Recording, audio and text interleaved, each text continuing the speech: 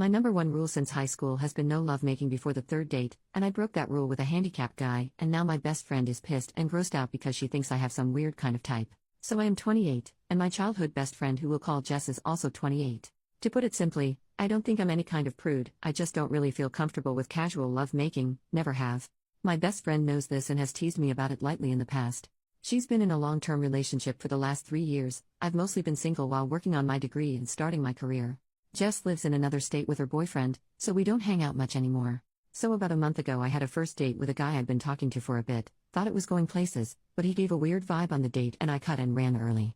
On my way home I stopped at a local pub, figured I'd have a drink to unwind and people watched till it wore off. Tipsy driving is still drunk driving in my opinion. I get there and it's pretty packed, Friday night and all, and there was no seating room at the bar. Took my drink and looked around. Most of the restaurant side of the pub was someone's birthday party, but there was a small table with a seat open off to the side, with a guy reading a book there. So I say screw it, I'm a social person and what's the worst thing that happens? He says no. So I ask if I can sit there for a bit, I promise we don't have to talk or anything. At this point I feel like I've messed up because this guy up close is the hottest man I have ever seen. But he just smiled at me and gave an enthusiastic sure. A few minutes later of me sipping in silence and he says I don't mind talking, if you want to. Yeah I want to, are you kidding me right now? We talk for a bit and it turns out Mike is 29, just finished his master's degree in some kind of computer learning field, I program computers to program computers, and he's living on his own for the first time. He apparently stops by the pub after work because he's right around the corner, and he's not used to the silence yet after living so long with a half-dozen siblings. We talked for a good 2 hours, about everything from dating, which he said he's basically given up on, to hobbies and tastes, and we have a near total eclipse of a Venn diagram on this stuff. I eventually sort of blurted out that I don't know why he'd give up on dating, this is the closest thing I've had to a good date in forever. Shooting my shot obliquely here lol, he gets kind of an odd look on his face and says tell you what, I have to go to the bathroom, but when I come back I'll ask you out for real. Weird, but okay? Then it all clicks, because he doesn't get up to walk away, he just rolls. In his wheelchair. And I'm thinking oh my god he wanted to give me a chance to back out of this without making it awkward, how cute can this guy be? He grinned like crazy when he got back and saw I was still there, and I basically tripped over myself saying something to the effect of, so I'm free all weekend, what do you have in mind?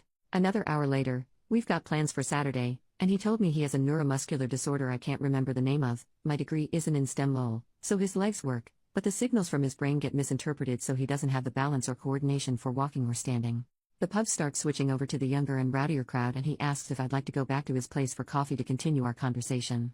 As you have probably long since realized, I did not get any coffee or conversation till the next morning. I have zero regrets. We've been dating since and I know it's still early but I really feel like this might be the one. Onward to yesterday afternoon, my friend Jess, remember Jess? Is in town, and we go out for coffee to catch up on things. I'm gushing about Mike, but when I get to how we met she just sort of got weird and edgy. I don't remember any exact words but she essentially said that I must have a fetish for the handicapped since I broke my number one rule and it's the best physical relationship I've ever been in. Like it's good for me because he uses a wheelchair, not because the guy puts in effort in bed? She said I've changed as a person and left without even saying goodbye. 15 years of friendship and I've never seen her like that. So here I am, asking the most objective people online, haha, if I'm a jerk or weird for being super attracted to a guy who uses a wheelchair and basically putting out immediately. Update 2 days later, my first ever update. Yay. So if you were hoping for some terrible drama, I hate to break it to you that I don't roll like that. No pun intended. So I do have an update on Jess and stuff finally makes perfect sense. And I have a slightly NSFW but funny story about Mike, because this guy is just the best, y'all. Okay, so first, I finally messaged Jess yesterday and said basically I'm still hurt by what you said, but after 15 years of friendship I'd never forgive myself I didn't at least ask why you snapped at me like that. She replied immediately, I'm so freaking sorry, I didn't mean any of that, can we have a do-over on lunch? So I agreed cautiously and took a half day to meet with her today. Turns out that those of you who said she was jealous, and that she might have something else going on, and especially the person who said something might be going on in her relationship. Gold stars. She's in town because she's job hunting, because she's moving back in with her parents for a while since her relationship ended. Apparently they have been having a ton of small problems adding up, but the biggest one? Lovemaking.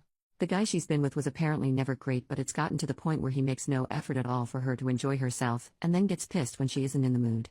She tried talking with him about it, making suggestions but he told her recently that it's emasculating being given love-making advice by a woman. The straw that broke the metaphorical camel's back, however, was that her boyfriend has always had a thing for Asian women. She's Caucasian, but she does have long black hair. After weeks of fighting over their intimate life, he suggested that they spice things up. By her dressing in a kimono and pretending to be Asian. She lost it on him and is absolutely disgusted by the racist preferences and ended it right then. So she had all of this bottled up and was hoping to talk to me and finally be able to put it down. And I missed every hint that she had something big to discuss because I was gushing about Mike. So to her it felt like I was just twisting the knife by bragging about how great our lovemaking was. She snapped, and somewhere between what I was saying and what she wanted to talk about, some wires got crossed and she said something incredibly dumb. She left without saying goodbye because she was mortified and ashamed as well as irrationally mad at me. Something to know about Jess: she's an awful liar, and she and I were the co-founders of our high school's Foot and Mouth Society, so I do believe her. I told her I forgive her and I'm sorry I didn't realize she wanted to talk about something bothering her, and she said I was too stupidly nice and have nothing to apologize for, so I think we'll be okay.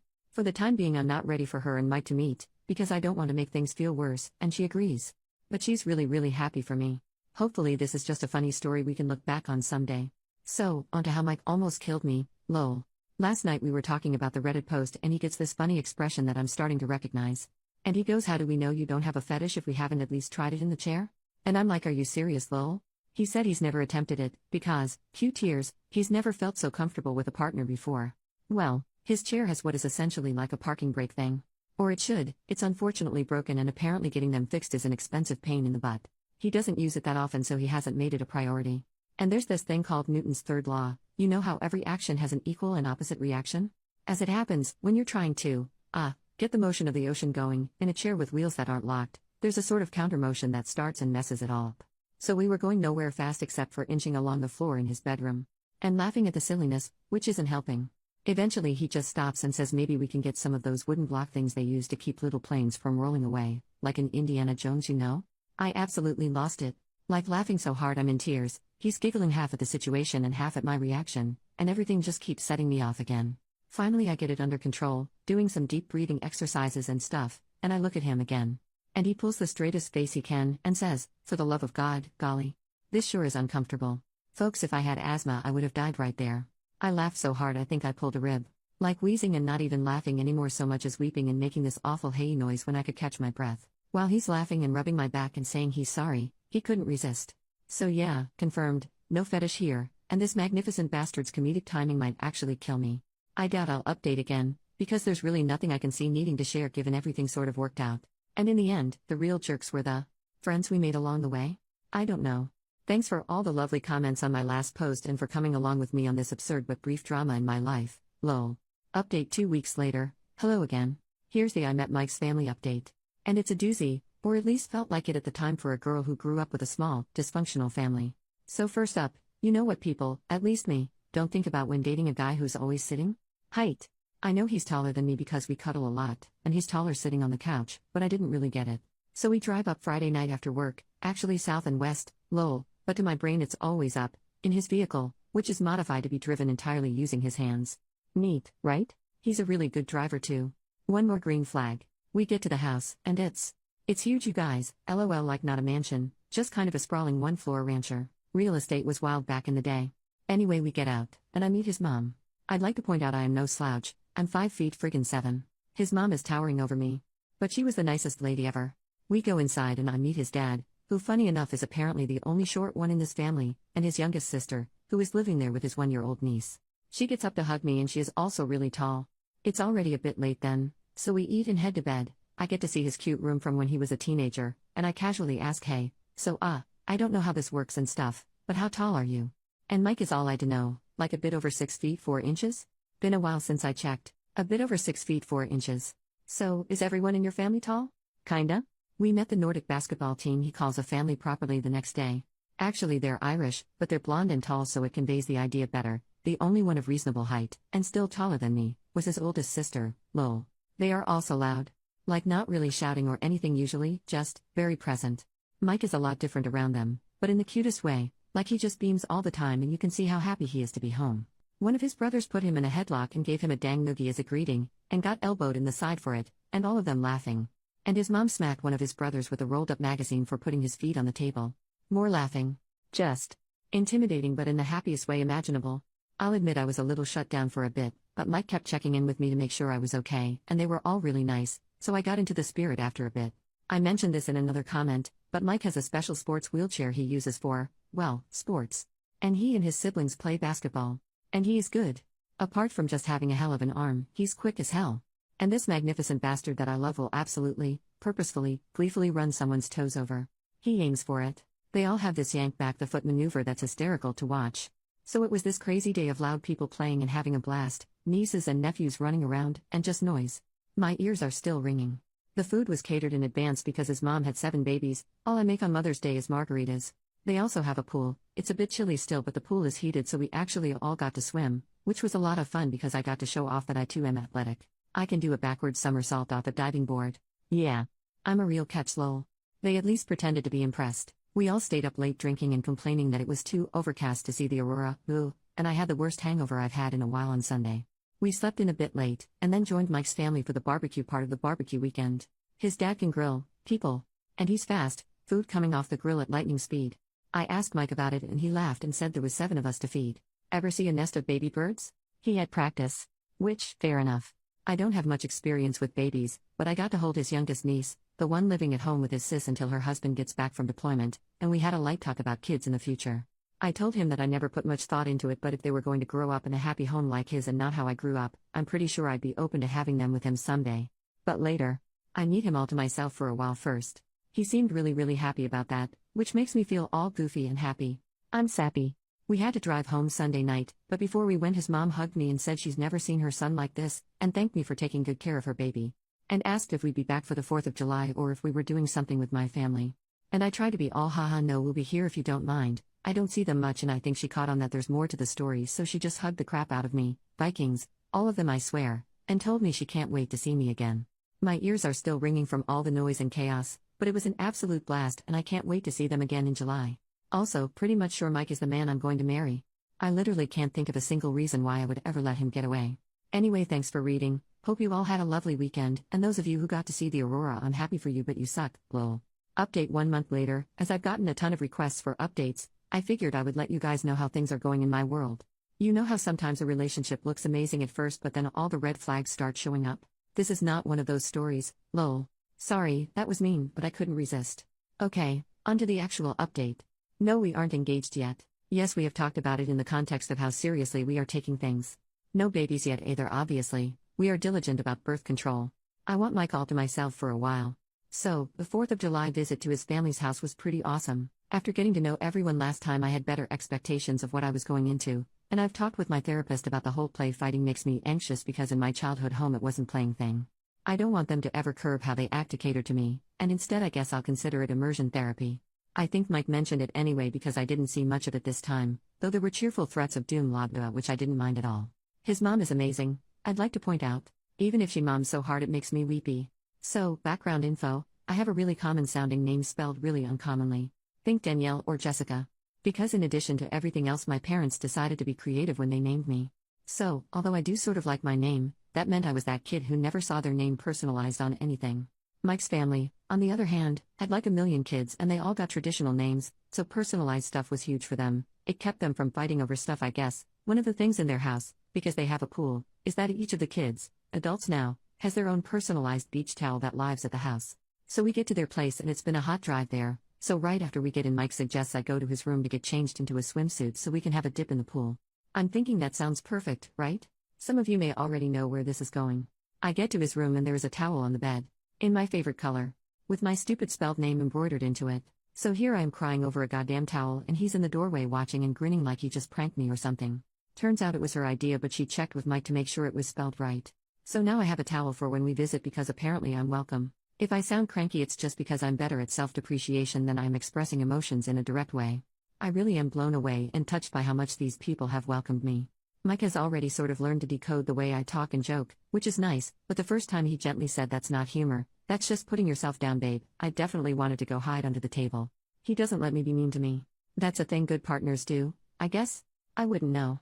Again, yes, I am in therapy, I am working on myself. It's not his responsibility to put me back together, it's just something he does naturally. I literally told him one night that I was sorry I'm kind of broken, and he snorted and said at least you can walk in the most disgusted voice ever and made me laugh. I digress.